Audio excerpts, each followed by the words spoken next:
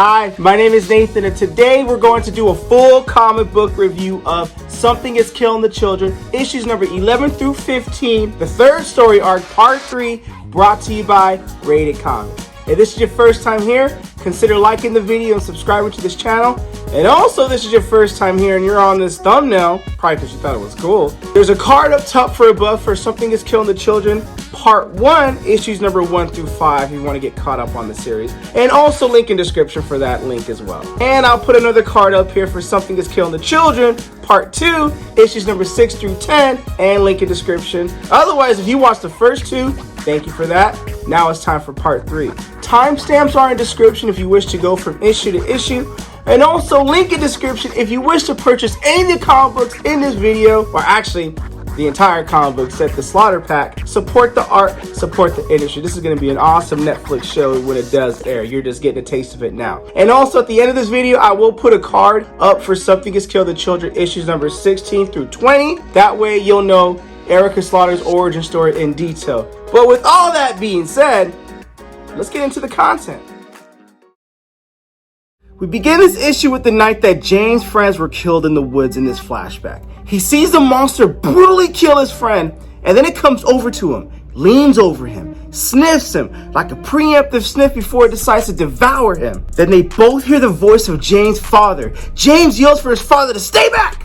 But of course he doesn't. He sees the blood. He sees the bodies, but he doesn't see the monster, which is right there. This is where James confesses, and we can see how he feels that this is his entire fault. I imagine at that moment it was easier for James to take the blame than to explain what really happened. Would his dad have believed him anyway? In the present, many townspeople are in the school gym. The monsters are right outside, sensing James, Erica, and all the other people inside waiting for the feast. Archer's Peak is reeling from the discovery of the bodies of several dead children, all while being cooped up inside the gym with little to no comprehension of what they just saw. Aaron Slaughter getting eaten alive in mid-air. Erica makes a decision. This has to end. She is leaving with James, and the sheriff needs to keep people inside until Tommy says it's safe. This is more than what Joe bargained for, not to mention the sheriff notices that Tommy's been drugged. Drugged from Aaron Slaughter, not Erica.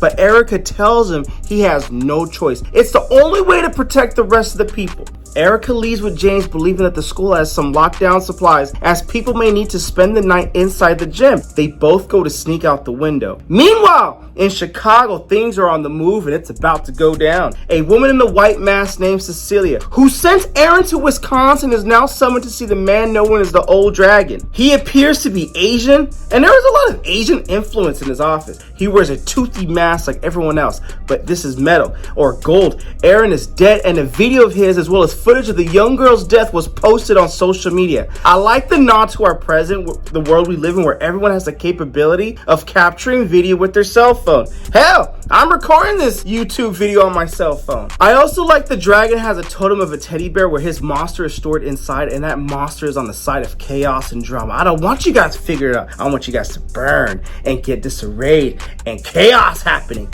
Anyway, they have people already keeping this from going viral and others blocking the connections in Archer's Peak. That just goes to show you how powerful of organization and influence they really have. The dragon is sending a team there, and he wants Erica brought back home alive. Cecilia turns her head with palms up, indicating she's not making any promises, bro. And she also mentions Erica's probably more of a risk at that point. The dragon slams his fist on the desk, claiming that he's still in charge and he wants Erica home alive. Cecilia leaves the room and walks to the white mask room. That's their rank, of course, which the mask colors and rankings are explained in Something Kill the Children, issue number 20. They sneak out of the side of the building, stealth mode, as Erica takes James to her SUV to get him out of town. She also needs to get Beyond. There is a ritual she needs to perform so she can kill the monsters. She asks James to check his cell phone. There's no service, which he notes is weird. And Erica knows her time is short and her organization is on the way, because they obviously have something to do with blocking the cell phone signal.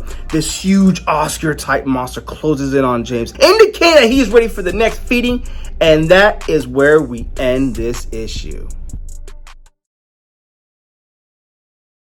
We begin this issue with James pounding on the door of a house. Help! I need help! Please help! You have to be here! You have to help, says James. This is where John, the deputy, has taken Beyond. John doesn't want to get Beyond involved, but James talks him into bringing Erica in. It's funny how it started with John telling James, you don't know what Erica's got planned for you, bro, so you're just a little kid. James tells him, she's gonna use me as bait, which makes James appear crazy, but we the readers know better. I mean, it is crazy, but it makes sense. Then it's Erica who got bit by a monster, and James is to get her inside, but he needs help because he's just a kid and he can't do it himself. And it's funny to me, but it also shows desperation and nowhere else to turn. She has been bitten and bleeding in the back of the truck. John and James go to bring Erica inside for care. I love how we get a flashback of Erica Slaughter's battle with the monster and how she got bitten on the arm. The look on her face of shock, pain, and desperation to slash away uncontrollably to free her arm is just awesome to look at. One monster down, 4 more to go.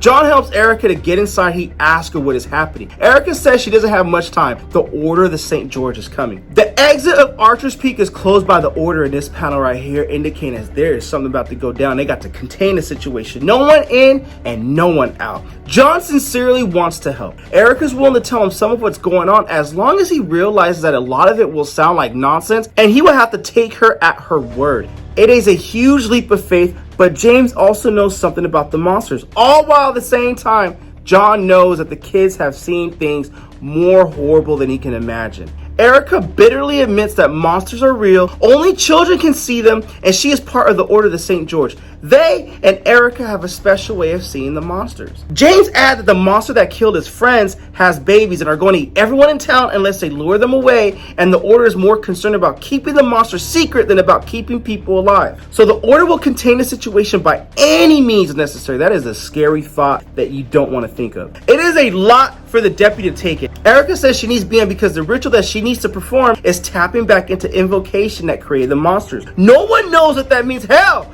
I don't know what that means. And Erica asks again to see Beyond. Outside the school, Tommy looks around. The blood and bodies are still there, but he doesn't see any monsters, at least at first. He hears, and then he sees one, and runs back to the school. Before he goes through the door, though, he sees 4 white toothy masks in the darkness. I know that would look cinematically really good to see white masks with teeth emerge from the darkness. They have more trouble at hand than just the monsters. Now, this is where the story gets even more intriguing. Erica has to talk to Bian, who still holds a grudge against her for wanting to hurt the babies. Erica explains that the babies grow up fast to become big, and that's how she got hurt and she got bit. But Erica wants to know about what happened before the monster mother brought Beyond to the cave, and Beyond explains to tell the story. She was at a sleepover with the girl who was the sister of one of James' friends. They told scary stories, and one of them was about the monster, and that's when the kids started to disappear. Beyond started seeing the monsters more and more, and then it came to take her away into that cave. Beyond had to pretend she was dead so the monster would eat her. James runs out to the porch and tells Erica that he needs to talk to her. He has realized that somehow the monster started with him,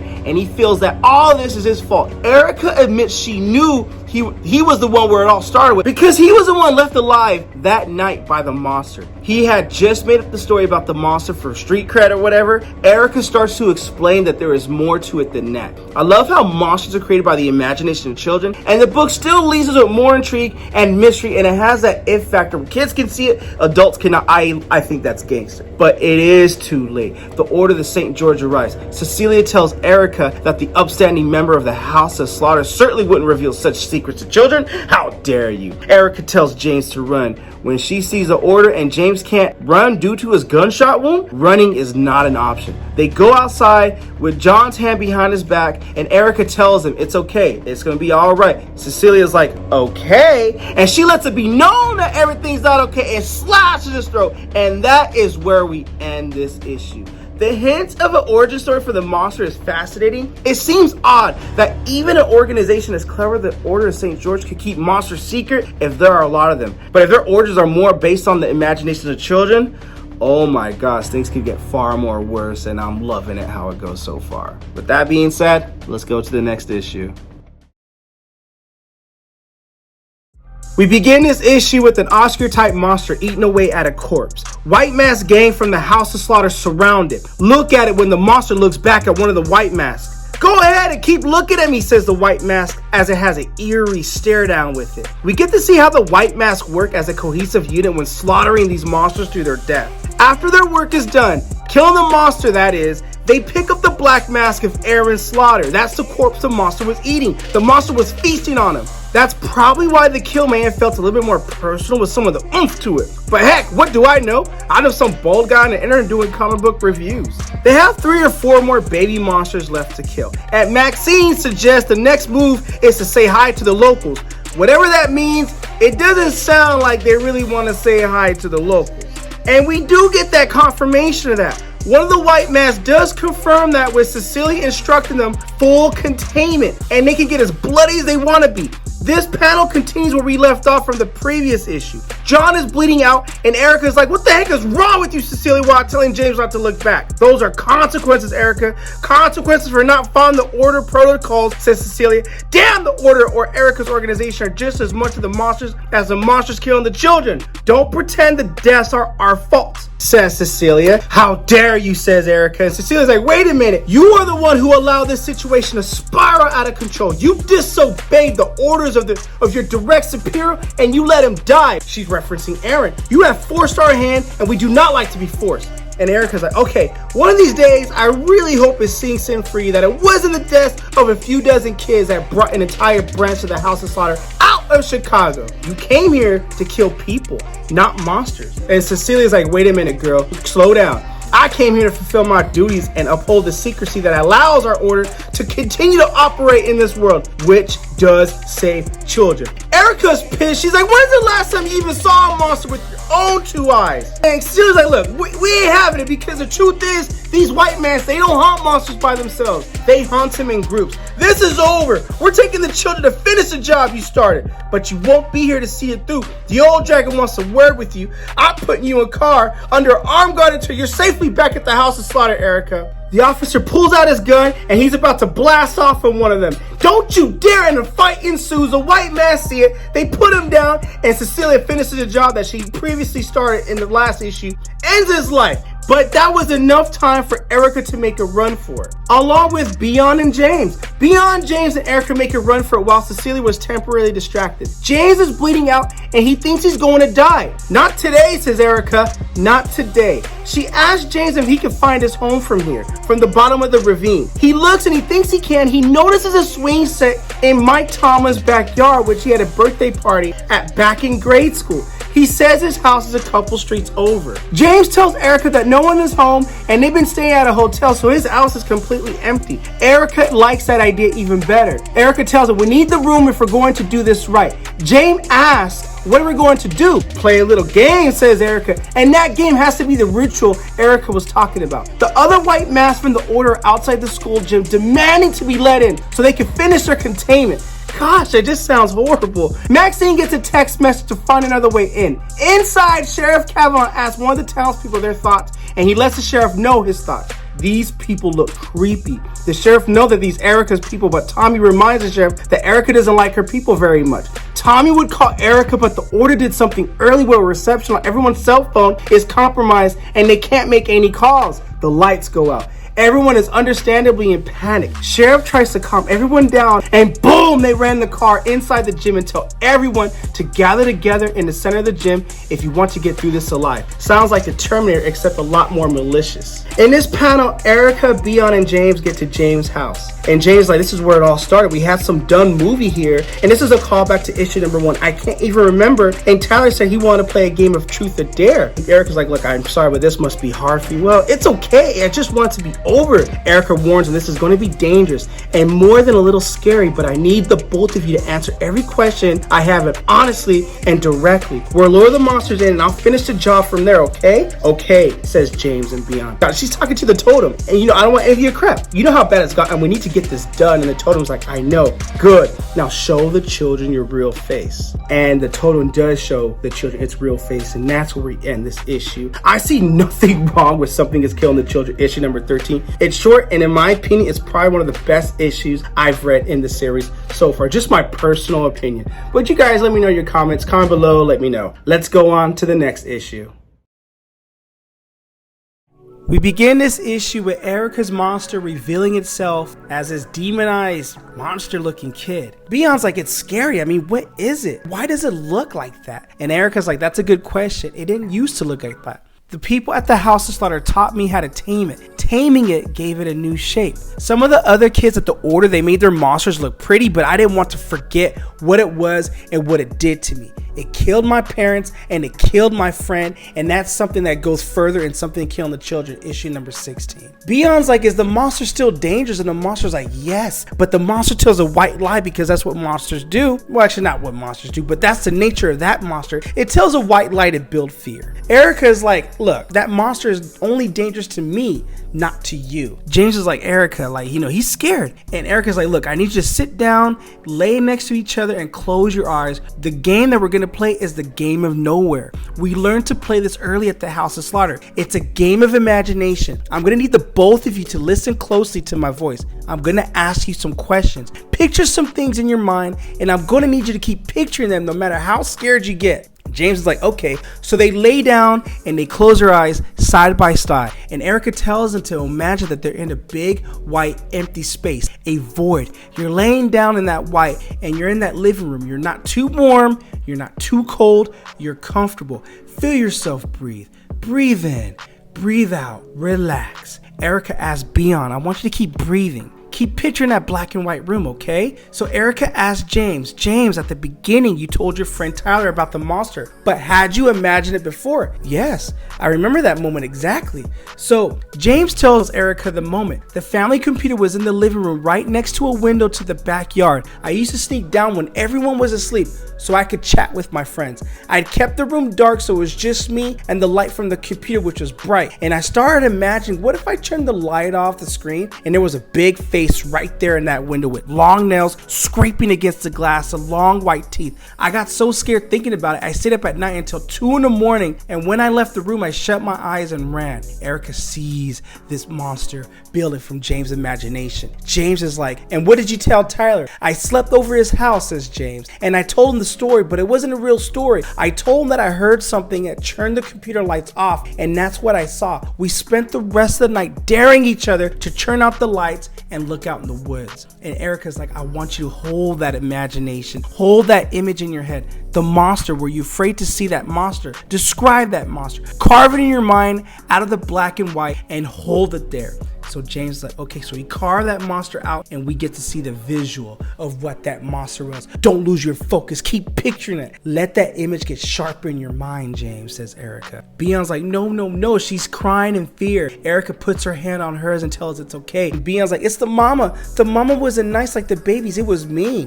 Erica's like, I'm not going to let it hurt you. Do you believe me? Do you trust me? Beyond's like, yes, I do. Erica continues to talk. When Tyler told you about the monster, could you picture it in your head? Beyond says yes. And Erica continues, I want you to remember how you imagined it, that you pictured. What did you picture when he described the monster in the ravine? What did you see in your head every time you thought of it and you got scared? And Beyond's like, I saw that. And the monster forms itself in that totem with that child grinning looking monster. It copies itself on that, and it's just a horrifying image, and I know that's going to be one heck of a jump scare when it does air on Netflix streaming. Back in the school, Maxine tells all of them, you heard what we need to do. You guys need to move to the center of the gym. I'm going to have each of you empty your pockets and your purses. We're taking all the phones and cameras and anything like that. We don't want to be recorded when all this happens. Sheriff Kavanaugh goes up to Maxine. You're in charge here? Yeah, I'm in charge. I've done everything your friends in the mask told me to do. I don't want you treating these people like this. And Maxine's like, the other people in masks aren't my friends. We're the ones who got called to pick up their mess. You are the mess, so we're here to pick you up. Now empty your pockets. And Sheriff's like, look, man, I'm the sheriff of this town. Can't talk to me like that. I am going to talk to you like that. And I'm also going to bury this axe into your neck if you don't do what I tell you to do. Tommy's feeling guilty. He's like, okay, mom, I'm so sorry. I couldn't get you out of here. I didn't. The mom is just too sucked up in her emotions because her daughter, Sophie, Tommy's sister, Sophie, is dead. She finds Sophie Mahoney's bag. She unzips it and just sees the corpse of Sophie Mahoney. And she talks to Sophie. I'm so sorry, sweetie. I wish I could trade places with you right now. I wish you could have lived the life you deserve. And Maxine's like, you deaf or something? That's my sister. Whoa, girl, that's her daughter. She came to say goodbye, man. Just chill. And the girl in the white mask like, man, give me your phones. There, I need her phone too, not just yours, Tommy. Well, she ain't calling nobody. The white mask like, look, you have 2 minutes to say your goodbyes. Then we got to get with the program, all right? So we need all your phones. We don't want to be recorded with none of this stuff. Back at the ritual, the game of nowhere, James is like, fuck, just freaking the F out with this monster right here. Erica tells him it's okay. It's just Octo. You shaped him into a copy of the mother monster. And Jay's like, yeah, well, you can see the terror in his eyes. It killed my friend. It killed him right in front of me. I know. And we're going to stop that from happening to anyone else here tonight, says Erica. So James, I need you to watch Beyond. Don't let her go and don't let her get hurt. Erica's got her machete and the mask and she throws the Octo out the window. The monster screams. James is like, why is it so freaking loud? It has to be. Otherwise, they won't hear their mother calling for them. But don't watch. You don't want to see this. You can see the terror in their eyes as James and Beyond clinch each other closer and tighter together. Tommy's like, Mom, come on, we have to go. Tommy's mom's like, are they going to kill us? If they're going to kill us, they could come to me. I'm done, Tommy. I'm just done. I ain't got no reason to live. I'm not strong enough for this. Nobody should have to be this strong enough for this. She was so good. This is all that's left of Sophie, just her bones? I'm sorry, Mom. I couldn't keep her safe. But I'm going to keep you, okay? I'm not going to let you die. I'm not going to let anyone die. Tommy's mom was like, I just don't care anymore. I care. I still freaking care, says Tommy. I'm still your son and I care so freaking much. I'm sorry, Mom. I'm sorry I couldn't protect her. I'm sorry I'm not better, but I have a better idea. An idea that might get you out of here and Sophie into a proper grave. Sheriff Kavanaugh's like, Tommy, we don't got time for this, man. Stand back. We're in some kind of bull jive right now. Tommy's like, these people, they're here to clean up, to make sure nobody spreads the story of that monster in that parking lot, right? So Sheriff is like, well, what do you suggest we do? We give them a better story. Back to Erica, her totem, her Octo is telling her they're coming. And she's like, I know, I can feel their eyes on me. They're going to kill you. Shut up and get back into your octopus. I need to get some of this anger off of me. And the Oscar type monsters close in and they're ready to go all out battle with Erica. And we get her acrobatic. You can see by the blurred movements that she is angry. She means business. The monsters are going down. It's time to go ham. Damn, Erica, did you eat today? I know you're hungry. But she has to fight. She has to finish this fight. She impales the monster, twists the machete for the final kill. Get off of me. Tell your daddy to save me a plate. And the monster screams in pain as they die and their final wishes. Erica finishes off the last monster, rips, slashes, and she ends the kill. Back to the gymnasium. Sheriff Kavanaugh's like, what do you want me to do? Well, you have to arrest me. Sheriff Kavanaugh's like, what? So Tommy is like, the better story I have to give him is, I confess, I killed all of them, every one of those kids, and I couldn't help myself. So even when you found where I stashed the bodies, I started killing again in those woods. Jesus, kid. And then I killed a little girl in the parking lot in front of everybody. All the people saw it. I get what you're saying, Tommy. This is your cover up to protect the lives of everyone else so people don't think it's monsters killing. So the town gets to stay safe and the order gets to keep their secret safe. And so Tommy continues, because if all these people saw me do it, then there's nothing that needs to be covered up, right? Isn't that right? Y'all saw me kill the girl, right? You saw me do it, so he reinforces that. And the white mask are like, you're crazy, Tommy. That's right, I'm freaking crazy. That's why I killed all those kids. That's why I need to be locked up, Sheriff. Maxine and the white mask are like, this isn't going to work, kid. The monsters are still out there. They will kill again. There needs to be a cleaner way to end all this. As she pulls out her axe, indicating that she's going to end all of them. And that's where we end this issue of Something is Killing the Children, issue number 14. We begin this issue of Something is Killing the Children, issue number 15, with Erica Slaughter injured, but she looks victorious from her battle with the monsters at the previous issue. Even without the action, you can tell there is so much drama as she stumbles her way, walking back to the house, trying to heal herself. So you can see all the lacerations, bloodied machete, dead monsters, but she is hurt. Despite being victorious, it came at a heavy cost. She enters the house with James and Beyond. Are you okay? Says James. She doesn't say a word. She goes straight to the sink, turns on the water, and you can tell before she dunks her head in the sink, she takes a deep breath of relief and just goes in, sinks her head in. And James is like, okay, is it over? Erica instructs James to bring her backpack. She makes a phone call to St. George. Her phone call entails to get word to the White Mask all of the brood are dead. Corner of the bridge and Daisy off the ravine. The house is where it all started. Tell Cecilia, that's the girl in the White Mask from the previous issue, to go home. She hangs up the phone and she asks the children, can I use your shower? I stink. But that is also a callback to issue number 1. After she slayed the monster to the little girl in the wagon, she asked to use her shower. indicating, which I think this is full circle conclusion over here. At the school, Cecilia gets a phone call of the message that Erica Slaughter relayed, and she's like, I understand. So she tells Maxine to back down. Maxine's like, what? Nah, man, I smell blood. I want blood on my hands. And Cecilia tells her, you heard me, stand down. And Maxine's like, look, the kid's trying to take the blame for all the deaths. He's shouting to everyone in the gym that he did all the killing. Is that so? Says Cecilia. So she goes to Sheriff Kavanaugh and tells him, is this true that this young man just confessed to killing all his children? I think you should make the arrest. Sheriff Kavanaugh's like, if I do, is all this over? Well, says Cecilia, you need to make sure everyone in this room understands what has transpired here. But yes, all this will be the end of it. Okay, kid. He goes to Tommy. Let's do this right this time. Let's go. You're under arrest. And Tommy's like, okay, I'm going to go with it. Cecilia asks, are there any school officials here? And the principal raises his hand and goes up to Cecilia. Cecilia then instructs the principal that your school will receive a sizable anonymous donation that will cover the cost of damages to that door that Maxine ran through. In exchange, you're not going to report the damage.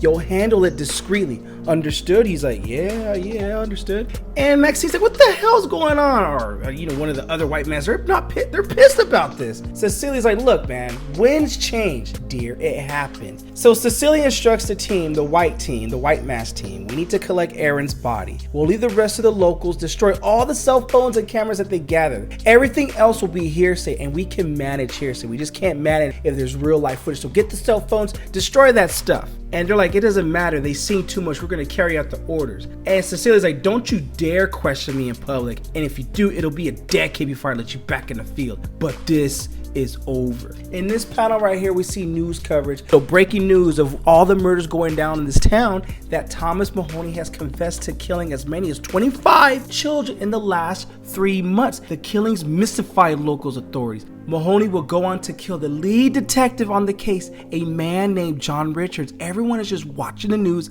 and eating this all up while Tommy takes the blame. But by doing so, he saved an entire town. And we see Ty Mahoney's mom at the burial of Sophie Mahoney just crying and smoking her cigarette. But you know what? At least she got closure. At the bus stop, Erica goes to the bus stop because she's about to leave town. But we see the dragon there, and the dragon has a conversation with her. And at first it starts off with small town conversation. Hey, Archer's Peak seems like a nice town. The dragon reminds her of a time she was very young in the order.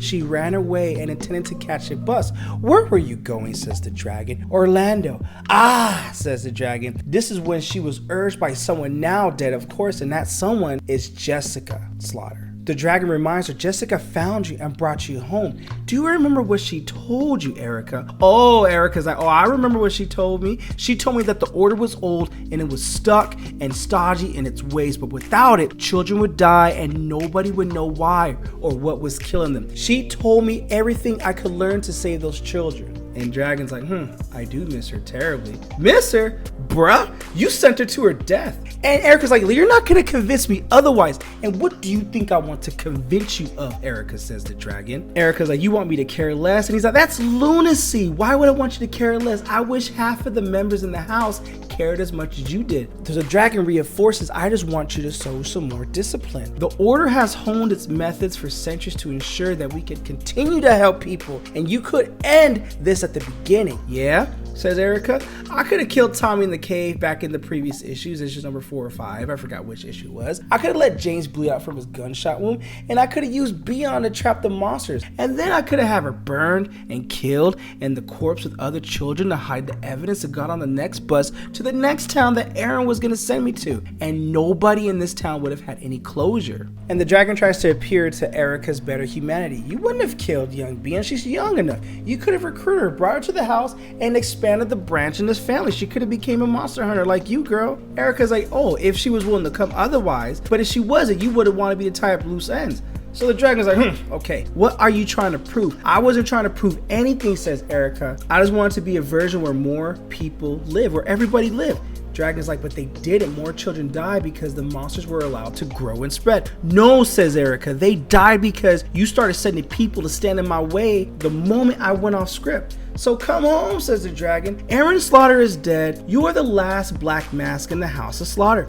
Take Jessica's seat as one of the heads of our house. Make the case to change our ways from the inside. No, says Erica. So where are you gonna go? I don't know, but far away from here. In a moment of anger, she's like, I renounce the House of Slaughter. I renounce the Order of the St. George. I'm gonna keep doing what I do until it kills me, but I'm gonna do it and I'm gonna go for it my way. And the dragon's like, you cannot do that. I cannot accept that. The order is at large. We will not accept that. The House of Slaughter is only one house of many. Okay, so we get an idea of how big this organization is. So Erica's like, then freaking stop me. You stay out of my freaking way. So she gets on the bus and James is on the bus and James asks her, well, where are you going? Or where are we going? Erica's like, no, we ain't going nowhere. Where are you going? And James is like, don't worry. The first stop is Milwaukee. I'm going to stay with my mom for a bit. I might even change clothes. I mean, not change clothes. I might even change schools. So he asks her about the old guy. Erica just brushes it off. And James tells Erica they can't find Beyond's family. They think they might have skipped town when she went missing. The thing is, she's staying with some lady who works at the police station. That lady's taking her in. And Erica's like, yeah, I just want to make sure there weren't any loose ends. That's all. So as the bus drives off, Erica tells James, you know I was going to write you a letter, right? No, you weren't. Well, Erica's like, perhaps, but I was thinking about it, and that's all you need to know, bro.